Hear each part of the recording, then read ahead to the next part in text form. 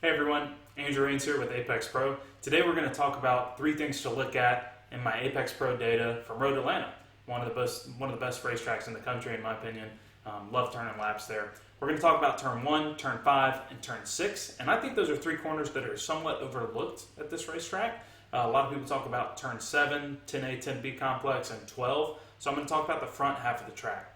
All these places are places where we're trying to conserve speed and spend as little amount of time at low speed as possible.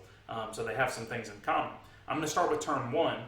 The thing I want to emphasize with turn 1, we're going to analyze it using the speed trace, but I want to emphasize looking at a bunch of different laps when you're trying to figure out what you're doing and trying to set goals with your data. I actually found that down here, lap 35 was one of my best laps through turn 1, even though it was almost 2.5 seconds off of my fastest lap.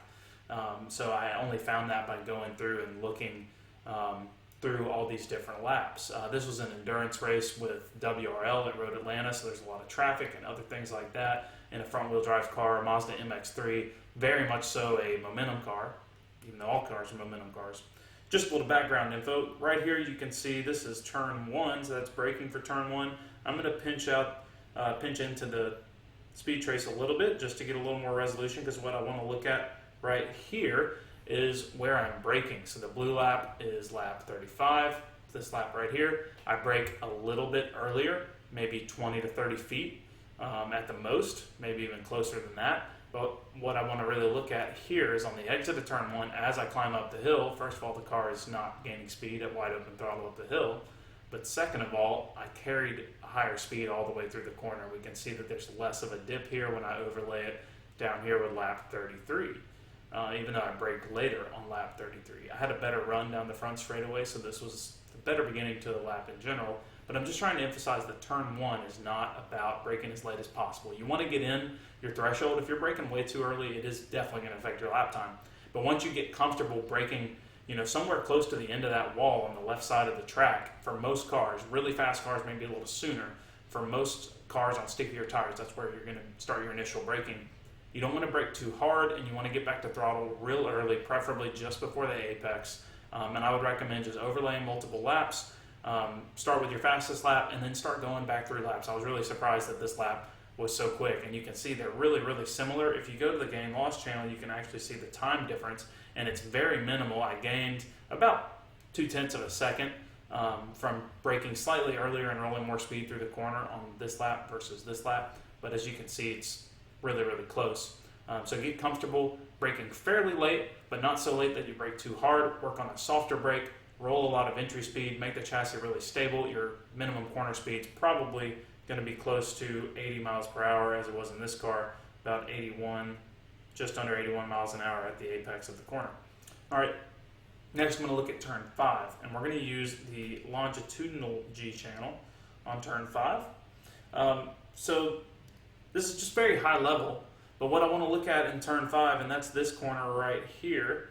I'm going to go over to the analysis screen here. I'm going to pull up longitudinal G. I'm going to go back to this more macro view, and now we see this very busy accelerometer readout here, our accelerometer readings from, looking at longitudinal G. So negative below 0 is going to be braking forces. Positive above 0 is going to be acceleration forces. That's driving down the hill. You can see how hard it's accelerating going down the hill right there. So my peak braking force should be right here, and that's correct. That's turn 10A, so that's going down at your highest speed, your hardest braking point on the track. That's threshold braking into 10A right there. What I want to see in turn 5, and I'm going to move the slider forward until I'm at turn 5 so I can see where my deceleration force is for turn 5. It's right here. All right. My goal and all I want to do looking at this here is I want to make sure on most of my laps, and I'm going to actually go to my faster lap because it'll be emphasized even more, but look how that peak deceleration is not as hard of a deceleration as over here at 10A or over here at 7.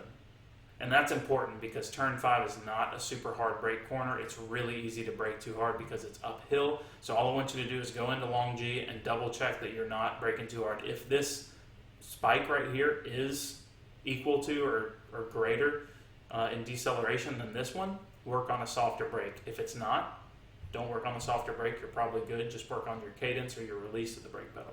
So that's turn 5, very uphill, soft brake, stabilize the car, get the car turned, make sure you get a nice late apex, but also still get on the throttle as early as you possibly can there. Turn 6, that's the next corner. I'm going to go back to the satellite image here, and we're going to zoom into turn 6. I'm going to orient it so that you're looking at it the way that you're approaching it. Now turn 6 is a pretty quick corner. At the apex, we're doing right around 70 miles per hour in most cars.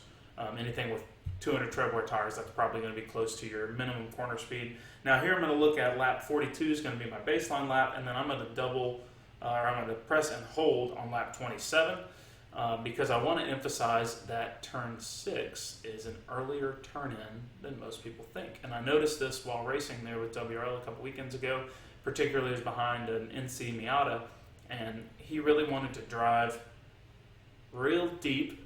You can kind of see where this line actually is right here, right?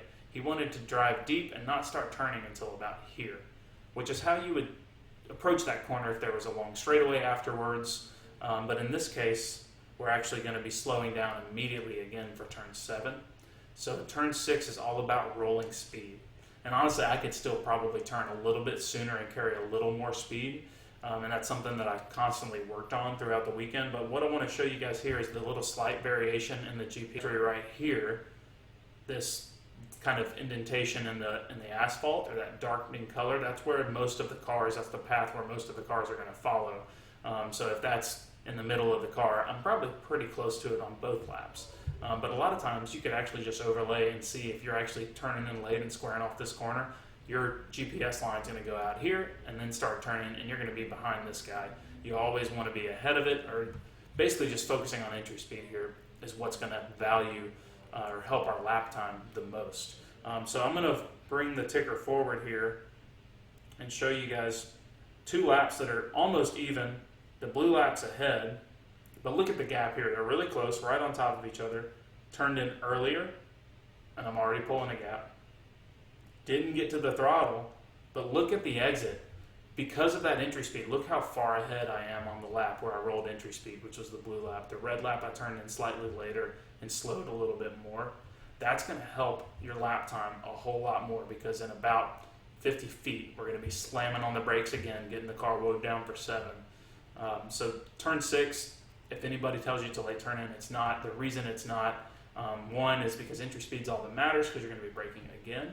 And 2, all the really, really fast guys, all the IMSA pros, all the cars that do testing at Road Atlanta, they know this. They know that entry speed is what creates lap time in turn 6. They turn in as early as they possibly can, really put a lot of weight on that left outside tire, and that's kind of cut a groove in the asphalt there over the years, and now that's actually the line that the car wants to go on. The car naturally wants to follow that slightly earlier turn in. So don't fight the car, let it turn in a little bit earlier, and you'll find time in turn 6.